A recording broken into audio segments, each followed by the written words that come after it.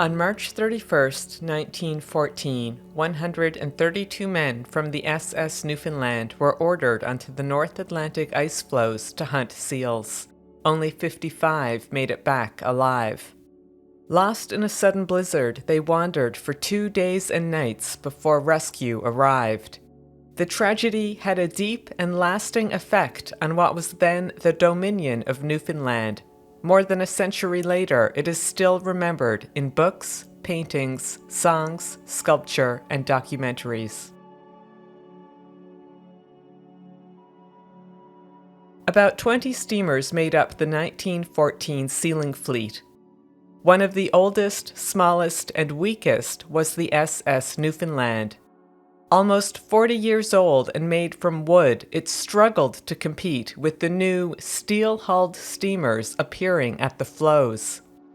The Newfoundland was owned by the merchant firm A.J. Harvey and Company. Its captain was Westbury Kane. Only 29 years old, he was one of the youngest captains in the fleet. But he had a lot of experience and came from a long line of sealing captains. His father, Abram, was captain of the SS Stefano. It was a large and powerful steel-hulled steamer. Abram Kane was a legend among ice captains. Nicknamed the Admiral of the Fleet, he was widely considered the most successful sealing captain of all time. Westbury was his youngest son. The pair made a secret pact before leaving shore in 1914. If one of them found a big patch of seals, he would signal to the other. The 1914 season did not start well for the Newfoundland. Thick ice was a problem from the start, and the weak wooden vessel could not keep up with the steel icebreakers in the fleet. Westbury worried the other ships would beat him to the seal herds and that he would return home empty-handed. But there was a bit of good luck on March 30th when Westbury looked through his spyglass and saw the Stefano about 5 miles away. Its afterderrick was raised. That was Abram's secret signal that he had found a big herd of seals. The problem, though, was that the Newfoundland was jammed in the ice and could not move. Worse, a few other steamers were closing in on the Stefano. Their captains would soon spot the seals, too. Only a few hours of daylight remained, and Westbury knew that the other crews would spend it hunting seals. He decided that if the Newfoundland was still jammed the next morning, he would order his men to walk across the ice. They would not have time to return to the Newfoundland, but Westbury assumed that his father would let them spend the night aboard the Stefano. On the morning of March 31st, Westbury Kane surveyed the ice fields through his spyglass. About 5 miles to the north, the crews of the Stefano, Bonaventure, and Florizel were already on the ice hunting. Westbury consulted his second-in-command, a veteran sealer named George Tuff. The pair agreed that it was time to send the crew overboard. Tuff volunteered to lead the men to the Stefano. It would be a long hike over difficult ice, but at least the weather seemed fine. The breeze was soft and the ship's barometer signaled a fair day ahead. Unfortunately, Harvey and Company had not given the Newfoundland a deck thermometer, which could have more accurately forecast the weather. Worse, it had removed the ship's wireless equipment about a year earlier, claiming that it was an unnecessary expense. As a result, the Newfoundland could not receive weather reports, nor could it communicate with the ships in the fleet that did have wireless. At 7 a.m. on March 31st, 166 men scrambled over the side of the Newfoundland and set out for the Stefano. As the morning wore on, some of the sealers chatted uneasily about the weather. At 10 a.m., 34 men turned back because they believed a storm was developing. They made it to the Newfoundland at about 1:30 that afternoon. That left 132 sealers on the ice. They reached the Stefano at 11:30 in the morning. By then, it was beginning to snow, and everyone was tired and hungry. Abram Kane slowed his steamer to a crawl so the men could climb on board. He offered them a lunch of hard bread and tea. While the men ate, Abram brought the Stefano to a group of seals a couple of miles to the south. It was snowing when he ordered the men off his ship. He instructed them to kill 1,500 seals and then walk back to the Newfoundland. He did not invite them to sleep on board the Stefano. George Tuff led his men towards the seals as the Stefano steamed away to pick up its own crew members hunting in the north. The weather grew steadily worse. Before an hour had passed, the men decided to return to the Newfoundland. But where was it? A thickening veil of blowing snow had reduced visibility to almost nothing. They couldn't see any ship, let alone their own. Walking through knee-deep snowdrifts and across wheeling ice pans, the men continued until darkness fell. The night brought shifting winds, sudden ice storms, and plummeting temperatures. When the sun rose on April 1st, some of the men had already died. Others could barely walk, their limbs frozen and numb.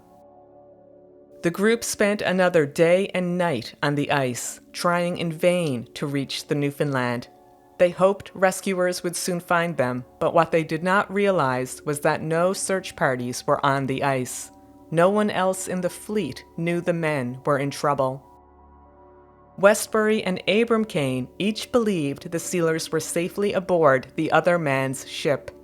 Communication between the two vessels was impossible because the Newfoundland had no wireless, and it was still trapped in the ice, miles away from the Stefano.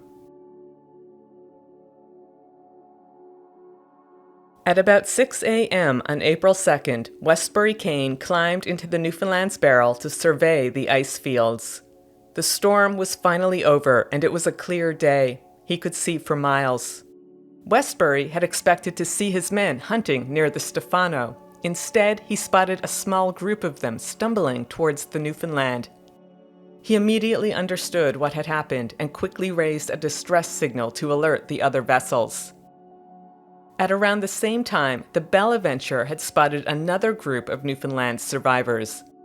Captain Robert Rendell was shocked by their news. At least 50 men were dead, they told him, and dozens more were waiting for rescue. Crew members from the Bonaventure, Stefano, and Florizel were soon on the ice with blankets and food. The three steamers stayed in close contact by wireless for the rest of the day. They also sent news of the disaster to St. John's. By nightfall, 55 survivors and 69 bodies were on board either the Bonaventure, Stefano, Florizel, or Newfoundland. 8 of the dead were never found. Between March 31st and April 2nd, 77 men had died on the ice. The Newfoundland government ordered the Bonaventure to gather all the survivors and bodies and return to St. John's as quickly as possible. When it pulled into port on April 4th, 10,000 people were waiting. It took doctors, nurses, and volunteers more than an hour to escort the survivors off the Bonaventure. Some of the men could walk, but others had to be carried off in stretchers. They were brought to the General Hospital or to an emergency ward set up at the Seamen's Institute. The death toll increased to 78 2 weeks later when John Keels died from his wounds. He was 22 years old. 9 months passed before the General Hospital released the final survivor. Most of the men had recovered, but some had to have toes, fingers, or feet amputated. The Newfoundland disaster sent shockwaves through the population. Newspapers reported extensively on the tragedy, and photographs of the survivors and search parties circulated widely. People began to question how the industry treated its workers. They wondered how such a tragedy could have occurred in the first place, and they wanted assurances that nothing like it would happen again. Widespread calls for an investigation prompted the government to establish 2 formal inquiries in the coming months. A magisterial inquiry convened on April 7th. It was followed by a more elaborate commission of inquiry later that year. Dozens of witnesses testified, including survivors, rescuers, captains, and the directors of the merchant firms that owned the vessels. Other evidence was submitted too, including logbooks, telegrams, sea charts, and weather reports.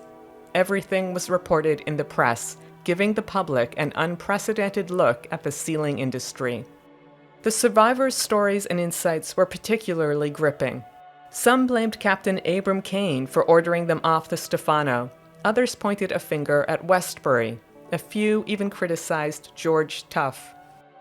The merchant firm that owned the Newfoundland received harsh criticism for removing the ship's telegraph equipment. Many of the captains and sealers agreed that wireless would have prevented the disaster entirely. The Newfoundland government was under intense pressure to act. In 1914, it made wireless equipment mandatory on all sealing vessels. Later legislation required merchant firms to financially compensate the dependents of anyone injured or killed while working on one of their vessels. The greatest change came in 1916 when the government implemented many of the Commission's recommendations.